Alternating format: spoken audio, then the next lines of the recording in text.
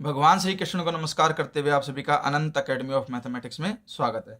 Real and complex analysis BA BSc sixth semester की book है आपके पास। आज हम स्टार्ट करेंगे second chapter beta and gamma. इसमें हमारे पास सबसे पहले तो डेफिनेशन आती है कि आखिर बीटा फंक्शन होता क्या है। देखिए हमारे पास जो बीटा फंक्शन होता है उसमें ये होता है कि भाई beta m n is equal to limit हमेशा 0 to 1 होगी, x की पावर m माइनस 1 और 1 माइनस एक्स की पावर n माइनस 1 dx। ठीक है, जैसे मान लो आपके पास कोई ये आ जाए 0 to 1 x की पावर 5 और 1 माइनस एक्स की पावर 4 आ जाए, तो हम इसको क्या करेंगे 0 to 1 लिखेंगे। जो 5 है उसको मैं 6 माइनस 1 लिख सकता हूँ और जो 4 है उसको मैं 5 माइनस 1 लिख सकता हूँ। तो एक प्रकार से 6m आ गया और जो 5 है वो n आ गया, तो इसको मैं क्या लिखूंगा बीटा m n 6 5। तो बेसिकली क्या होता है, जो भी x की पावर है उसमें +1 कर दो और जो यहाँ 1 माइनस एक्स की पावर उसमें +1 कर दो। तो कोई भी ऐसा क्वेश्चन आ जाए, जैसे मान लो ये एक और एग्जांपल ले लो 0 to 1 x की पावर 1/3 1 माइनस एक्स पावर 5/4। ठीक है, तो फॉर्म वही है, x है 1 माइनस एक्स, लिमिट 0 to 1 है। अब इसमें जो पावर है वो 1/3 है, तो बीटा के फॉर्म में कैसे लिखोगे, जो 1/3 है उसमें +1 कर दो, फिर कोमा जो 1 माइनस एक्स की पावर है उसमें भी +1 कर दो। तो ये सॉल्यूशन होकर के 3 × 1 3 + 1 4/3 और 5 + 4 × 1 4 9/4, ये आपका इसमें आंसर आ जाएगा। ठीक है, अब हमारे पास जो पहली प्रॉपर्टी आती है कि भाई प्रॉपर्टीज ऑफ बीटा फंक्शन, वो ये है symmetry of beta function to show that beta m n is equal to beta n m. ठीक है, तो इसमें क्या होता है हमारे पास, जैसे कि मान लो ये बीटा एम एन है, बाई डेफिनेशन उसको हम क्या लिखेंगे 0 to 1 एक्स की power m minus 1 1 minus x की पावर n माइनस 1 dx। यानी कि अगर पहले m है तो x पहले लिखा जाएगा उसकी पावर m माइनस 1 होगी, और n है बाद में तो बाद में 1 माइनस एक्स लिखा जाएगा उसकी पावर n माइनस 1। अब हम इसमें एक प्रॉपर्टी अप्लाई करेंगे 0 to 1।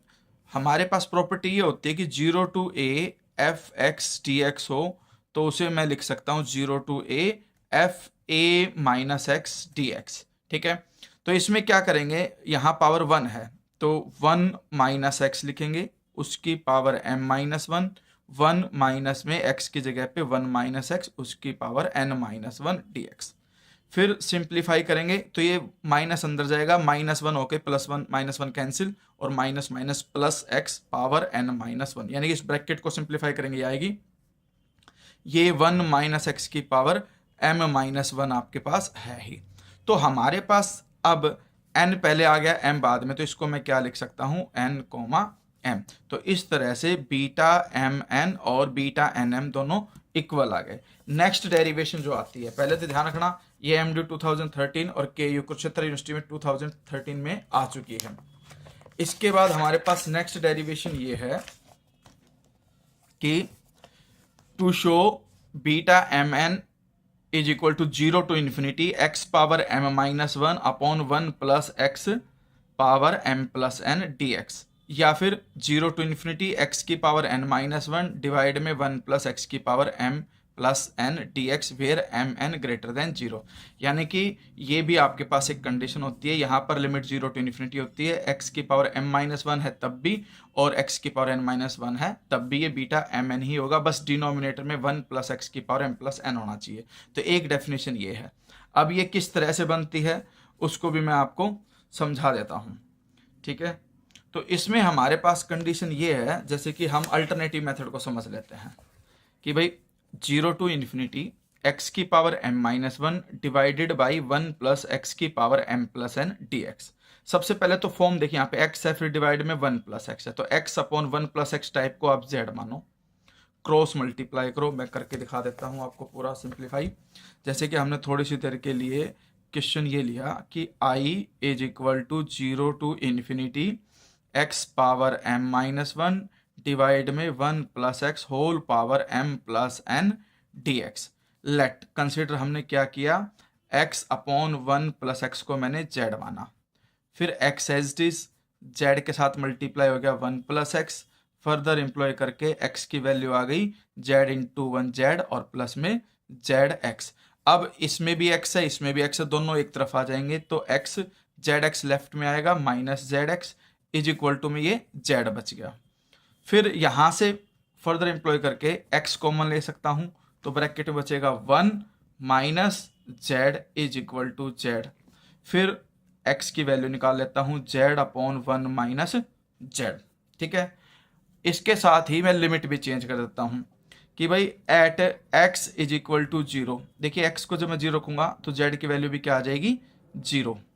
ठीक है, और जब मैं एक्स को इन्फिनिटी रखूँगा तो इन्फिनिटी का मतलब ये है कि भाई ऊपर नीचे एक्स कॉमन लेके एक्स एक्स कट कर दो। जैसे कि मान लो ये था एक्स अपॉन 1 प्लस एक्स है ना, इसमें से ऊपर एक्स है ही, नीचे से एक्स कॉमन लिया मैंने, 1 अपॉन एक्स प्लस 1 बचा और इज इक्वल टू में जेड है, इस एक्स से एक्स कैंसिल हो गया। जैसे ही अब इसमें लिमिट इन्फिनिटी रखूंगा तो 1 अपॉन इन्फिनिटी 0 प्लस 1 1 हो गया और ऊपर 1 है ही आपका, तो ओवरऑल जो वैल्यू है जेड की क्या आ जाएगी 1 आ जाएगी।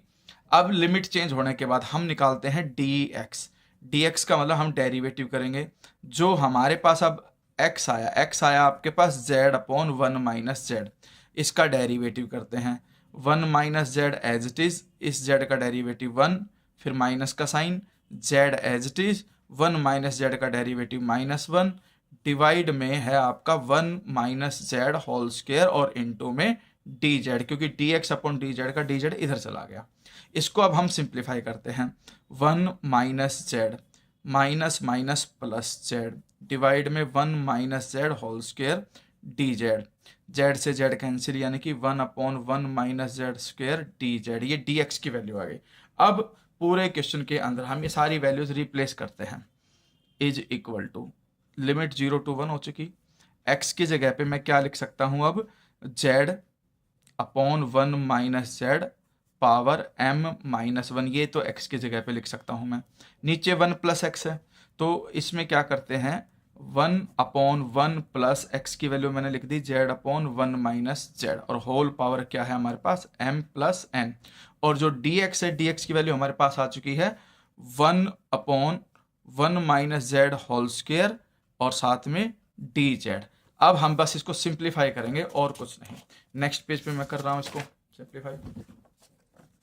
देखिए उसमें हमारे पास कंडीशन ये आई कि भाई i is equal to 0 to 1, z की पावर तो हमारे पास m माइनस 1, नीचे 1 माइनस जेड था उसकी पावर मैंने सेपरेट m माइनस 1 कर दी, इनटू में 1 अपॉन 1 प्लस एक्स था और x की जगह पे क्या है z अपॉन 1 माइनस जेड है और इसकी पावर भी m माइनस 1 है, और यहाँ पर आपके पास क्या था 1 अपॉन 1 माइनस जेड का स्क्वायर dz। ये कंडीशन हमारे पास अभी तक चल रही है।